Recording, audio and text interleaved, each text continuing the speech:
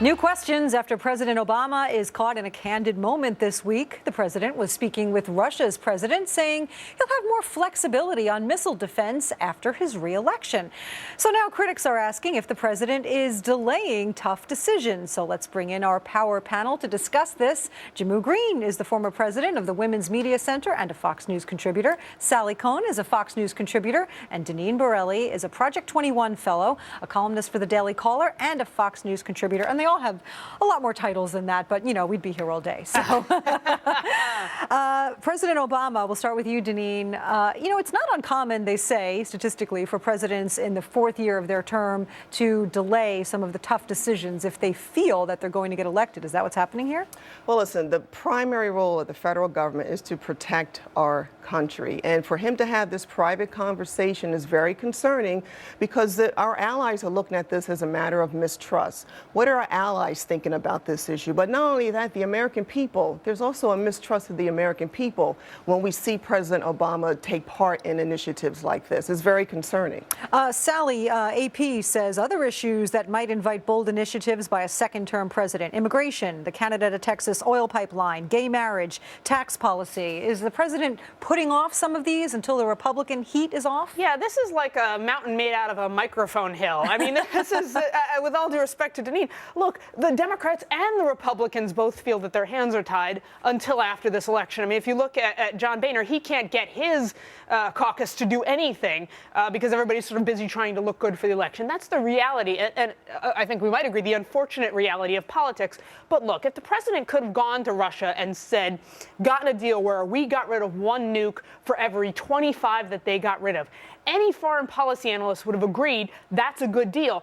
But you know, in this heightened partisan environment, Republicans would have attacked the president as being soft on nuclear, soft on preparedness because he got rid of one nuclear weapon for every 25 Russia got rid of. So this is a bad situation to be in.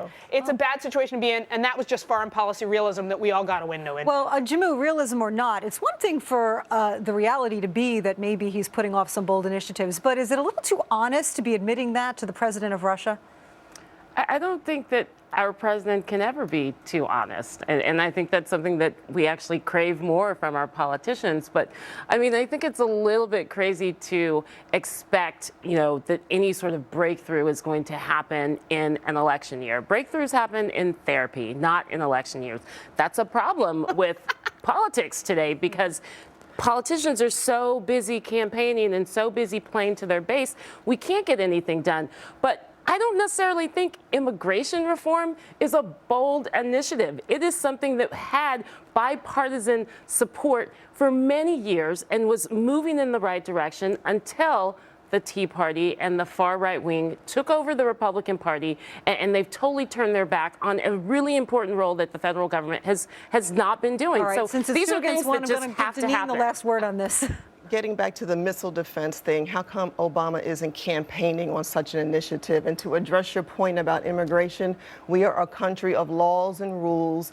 The Republicans don't have anything about people immigrating to the United States. So I don't agree with your comment there. All right, we're going to move on to the next topic. The Supreme Court is deciding the fate of the president's health care reform law.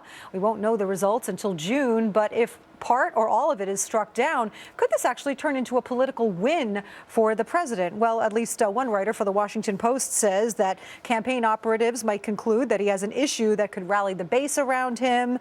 Even better, that this could boomerang against the Republicans. They'll be gulping champagne, looking like they don't care about people who lack health insurance, etc. So, Sally, we'll start with you this time. Could this turn out to be a win if Obama loses? I mean, I'm sure maybe both folks would like to hear me say something hyper-partisan. The reality is everybody's going to be busy spinning this until June, until we know what the court actually does. I'll be honest, as an American, forgetting Democrat or Republican, as an American, I'm more worried about what the court's going to do. And look, you know, presidents turn over. We have the Supreme Court that we have for a very long time, and I think we have to preserve the sanctity of that institution.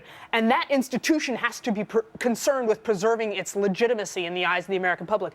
3 in 4 Americans, we don't know what the decision's going to be yet, 3 in 4 Americans think that that decision will be mostly along partisan lines and for partisan reasons. Now, we can't have that in this country. So if they're going to make a decision, I sincerely hope that it respects precedent that came before and that they make the decision that is about the constitutionality and not trying to contort the Constitution to make a political point. Jehmu, what about that? This article also brings up that point that that there's new skepticism, maybe not new. The Supreme Court has always been under scrutiny, but a lot of skepticism about whether their result will be political. Yeah, I think that people are looking at this decision as they're expecting it to be political, and it is only going to add to the frustration of, okay, Congress is broken, the White House can't find a way to compromise with Congress anyway, and now the Supreme Court is completely bought out too.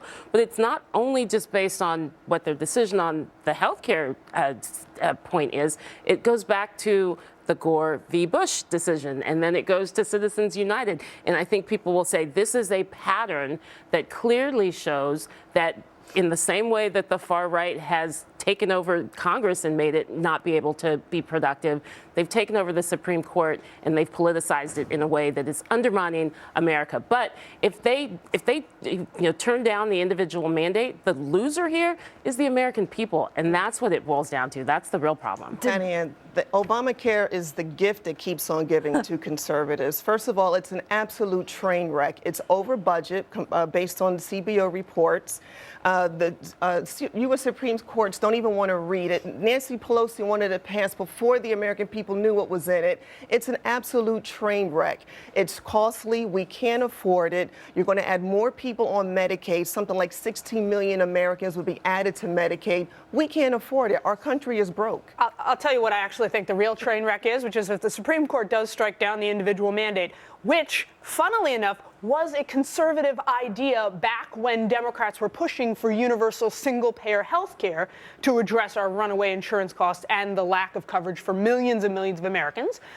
Democrats put forward that idea. Republicans said, no, let's do this individual mandate. Let's make people take individual responsibility it's the free market and pay solution. for it and have a free market solution. And Republicans now don't like it that it's Obama's solution. If the Supreme Court strikes it down, it's going to make not even talking about it. It was the anniversary of Obamacare. Sorry, They're not even talking about it. The point is, it'll make the case for single-payer insurance as the solution, and that's really what Republicans This is really embarrassing to Obama, the lawyer, Obama, the president. He should know it was unconstitutional. It isn't. Well, I mean, Jehmu pointed out Citizens United. That's the comparison that they make in this article of how it could turn into a political win, even if it's a court loss. But we shall have to see. All right, on a light